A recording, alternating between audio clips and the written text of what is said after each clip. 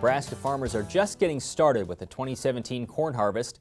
The latest report from the state's National Agricultural Statistics Service showed growers had picked 2% of this year's crop. That's 5 points behind their normal pace.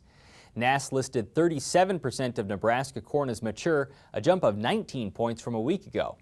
In our previous episode of Market Journal, Nebraska Extension cropping systems educator Nathan Mueller explained how growers could optimize soybean harvest. This week, we look at getting the best results from corn. We started our conversation by asking how different the two crops were as they approached the end of the season. Corn is just a completely different plant in terms of moisture. A lot of times I've seen a lot of pictures on Twitter, people saying they're just waiting for the corn to dry down.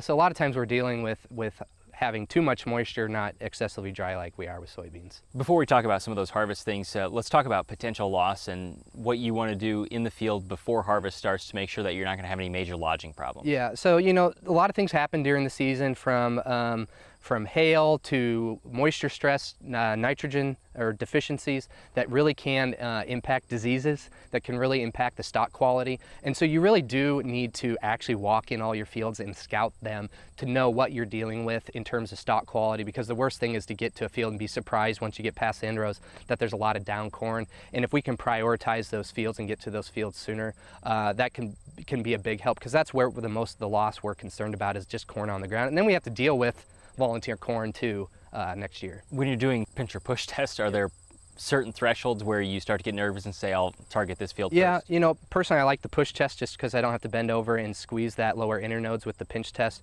You're just pushing at 30%. If you start 30% over, if you start to get 10% of the plants having issues and not pop back or bounce back and hit you in the face, that's a concern to try to get those fields harvested early. The biggest concern is to look at on-farm storage. Do you have enough drying capacity? If you're having some corn going down and you're still at above 20%, 20% is kind of the cutoff to stick corn in a natural airflow bin. So it's important to look at on-farm capacity, because at the same time you don't want to be hauling in high moisture corn and getting the dock either.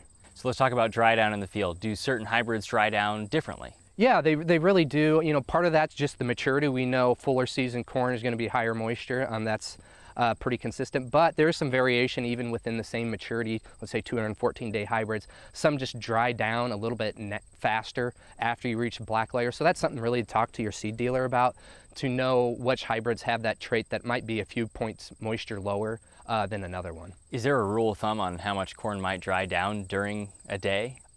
It really does depend. You can easily pick up a drop in a moisture of 1%. It's not as drastic as we see with soybeans in a day, but it's something to check on. If you can hand shell some corn and test it. Now, getting a representative moisture sample is hard, but to kind of follow things through the harvest. You said farmers might be able to use Useful to Usable. That's an online tool to help them. How so? Yeah, the U2U growing degree unit tool is on the High Plains Regional Climate Center now. It is a way to plug in your planting date and your maturity to look at when those hybrids are going to reach black layer maturity, obviously dry down after that.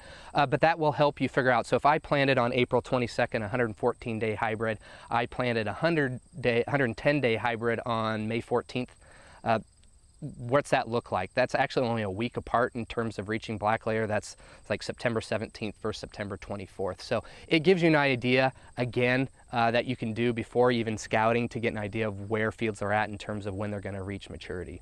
One final question on storage. Is there a certain moisture level where you get nervous about putting it in the bin too soon or too wet? Yeah, so a lot of people are looking at high moisture corn on the beef side, but in terms of storing it in the bin, 20% is kind of the cutoff between having to dry that with temperature versus natural airflow. So, and then of course we need to make sure we're watching those bins and the conditions outside after.